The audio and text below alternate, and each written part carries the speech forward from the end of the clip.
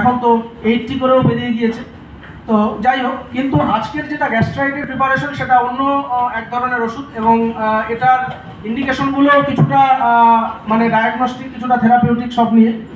তো আমরা যেটা আজকে আলোচনা করব সেটা হচ্ছে গ্যাস। তাহলে গ্যাস নিয়ে যখন একটা রুগী আসে তখন সবার প্রথমে যেটা বলে সেটা হচ্ছে ডাক্তারবাবু পেটটা ফুলে ফুলে আছে, পেটটা ফুলে ফুলে আছে, মনে হচ্ছে যেন খাওয়ার পরেও একটা বারবার করে ঢেকুর উঠছে, ঢেকুর শেষ আর ঢেকুর সামলানোই যায় না।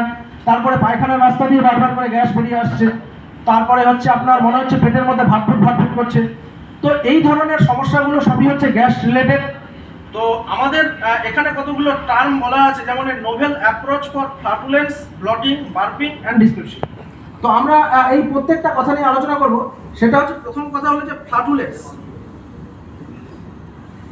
তো সেই অ্যাবডোমিনাল গ্যাস নিয়ে দেখুন, গ্যাসের একটা অ্যাবডোমিনাল গ্যাসের বেশ কয়েকটা 3টে রকম ফিচার দেওয়া থাকে। এক নম্বর উপরে হচ্ছে সেটা হচ্ছে বেলচিং, তারপরে একদিকে আছে হচ্ছে ব্লটিং, আর একদিকে হচ্ছে আপনার ফ্লাটুলেন্স।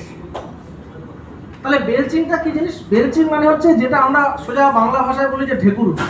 তো আমার বারবার করে যে ঢেকুর উঠছে সেটাকে ইংরেজিতে বলা হয় ইরাকটেশন, আর ডাক্তারি ভাষায় বলা হয় বেলচিং।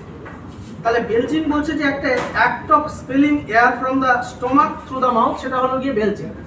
তারপরে আছে হচ্ছে ব্লটিং। ব্লটিং মানে কি? ব্লটিং মানে আমরা বলি যে পেট ভাটভুট করছে, পেটের মধ্যে গুড়গুড় গুড়গুড় করছে, এই পুরোটাই পেটটা মনে হচ্ছে দম ধরে আছে, এই পুরোটা সমস্যাগুলোকেই বলা হয় একসঙ্গে ব্লটিং।